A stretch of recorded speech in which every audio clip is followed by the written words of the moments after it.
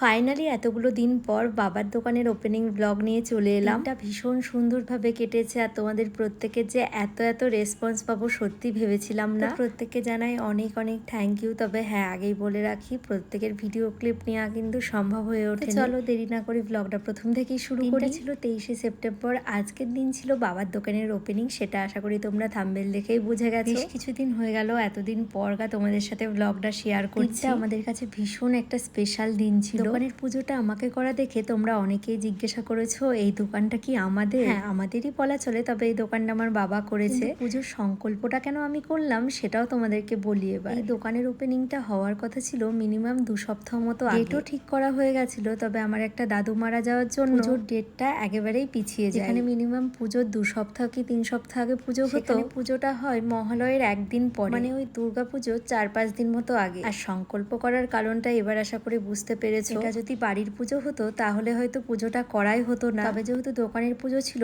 সেই জন্যই সবটাই আমি করেছি। পুজো না দিয়ে দোকান খোলাটাও একেবারেই কেমন লাগে, সেই জন্যই বলতে পারো আমি করেছি। পুজোর জোগাড়পাতিতে তো মা বা ভাই বাবা কেউই ঠিকঠাক হাত দিতে পারিনি, আমি মামি আর আমার বর মিলেই সবটা করেছি। ফার্স্টে তো একটু ভয় লাগছিল সবটা ঠিকঠাক হবে কি হবে না সেটা ভেবে, শেষমেশ সবটা খুব ভালোভাবেই হয়েছে। সকাল সকালে কিন্তু ঠাকুরমশাই চলে এসেছিল। পুজো ওই 11:30টার মধ্যেই কিন্তু কমপ্লিট হয়ে গেছে। তো দেখতেই পাচ্ছ আমার যেহেতু পুজো হয়ে গেছে, এখন সবাইকে চরণামিত্র দিচ্ছিলাম। দোকানটা যেহেতু আমাদের বাড়ির নিচেই হয়েছে সেই জন্য বলতে পারো কোনো কিছুরই অসুবিধা হয়নি খুব একটা। আর এইদিকে পুজো হয়ে গেলে আমি আর মা এই যে বসে পড়েছি প্রসাদ সাজাতে। আমি আর মা সাজিয়ে দিচ্ছিলাম আর ওইদিকে ভাই গিয়ে সবাইকে দিয়ে আসছিল। সকাল থেকে তো আমি পুজোর জন্য উপসী ছিলাম, তারপরে যে প্রসাদ খাবো সেটারও সময় পাইনি। সেই 11:30 থেকে 1টা পর্যন্ত কন্টিনিউ প্রসাদ বিতরণ করতে নিজে আর প্রসাদ খাওয়ারই টাইম পাইনি। এখন ওই দুপুর 1টা মতো বেজে গেছে, তো ঘটগুলো বসানো হয়েছিল না দেখে ঘটগুলো বসিয়ে দিচ্ছিলাম। আমাদের দোকানের নামটাই তো তোমাদেরকে বলা হয়নি, দোকানের নামটা হচ্ছে মডার্ন শু। একদম আমাদের পড়াতলা মোড়ের ওপরেই কিন্তু দোকানটা। নিচে সবকিছু সামলে এখন আমরা চলে এসেছি ওপরে। যেহেতু আজ পুজো ছিল সেই জন্য কিন্তু সবটাই নিরামিষ। দুপুরের মেনুতে ছিল খিচুড়ি, আলুর দম, পাঁপড়, চাটনি, দই,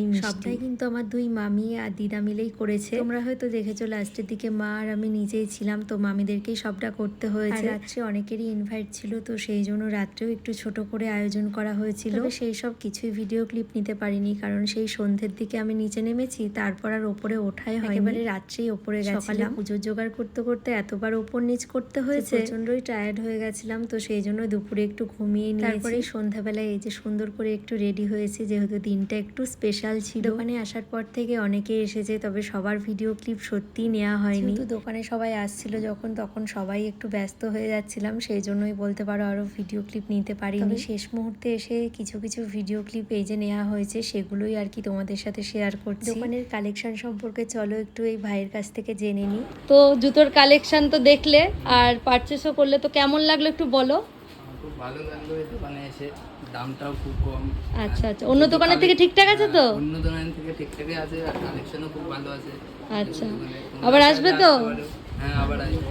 আচ্ছা আচ্ছা, থ্যাংক ইউ। তোমরা আশা করি সকলেই শুনলে, আমি নিজের মুখে আর কিছু বলছি না, শুধু এটাই বলবো একবার এসে কালেকশনগুলো দেখে যেও, আশা করি তোমাদের সকলের ভালো লাগবে। আমি লোকেশনটা আরও একবার বলে দিচ্ছি। যারা ভাবছো করিমপুর থেকে আসবে তারা একদম সোজা শিকারপুর রোড ধরে চলে এসো, পড়াতলা মোড়ের ওপরেই রয়েছে দোকানটা। আরও একটু ভালো করে বলে দিই, কেচুয়াডাঙ্গা রাস্তায় ঢুকতেই ডান দিকেই কিন্তু দোকানটা। যারা বন্ধন ব্যাংক চিনবে তাদের আশা করি কোনো প্রবলেম হবে না, কারণ বন্ধন ব্যাংকের পাশেই রয়েছে দোকানটা। বোঝাতে পারলাম। আর যারা এখনো বুঝতে পারছো না, স্ক্রিনে দেওয়া নাম্বারে অবশ্যই কল করেও আসতে পারো। স্পেশাল দিনটাকে আরো স্পেশাল করতে এই ছোট্ট আয়োজনটুকু আমি নিজেই করেছি। ছিল সন্ধ্যের মধ্যে কেক কাটিং করব, তবে সবাই এসে পৌঁছেছিল না, সেই জন্যই আর কি অনেকটাই লেট হয়ে গেছে। আর মামিরাও যেহেতু ওইদিকে রান্না নিয়েই ব্যস্ত ছিল, সবকিছু মিলিয়েই সবাইকে এক জায়গায় জড়ো করতে করতে অনেকটাই রাত হয়ে গেছে। আর আজকের কেকটা তোমরা ভালো করে দেখেছো কিনা জানি না, এত সুন্দর করেছিল না, মানে কি বলবো। এটা জুতোর দোকান ছিল সেই জন্য কিন্তু কেকের উপরে একটা জুতোরই প্রিন্ট করা ছিল, তার সাথে মডার্ন শু নামটাও লেখা ছিল। দেখতেই সুন্দর তা একদমই নয়, খেতেও কিন্তু ভীষণ টেস্টি ছিল। এইদিকে দেখতেই পাচ্ছ কেক কাটিং হয়ে গেলে এখন সবাইকে কেক দিচ্ছিলাম। প্রথম দিকে তো আমি দিয়েছি, তারপরে লাস্টের দিকে আর আমি দিইনি, মানে আমার এইসব ভাগাভাগির ব্যাপারটা কেমন একটা লাগে, তো সেই জন্য মামিকে দিয়ে দিয়েছি। মামিকে বললাম তুমি সবাইকে দিয়ে দাও। দেখতে পাচ্ছ আমার 3 বৌদি, পুচকু, জেঠিমা সবাই কিন্তু এসেছিল। দিনটা ভীষণ ভাবে সবাই মিলে মজা করে কাটিয়েছি আর সত্যি খুব ভালো কেটেছে।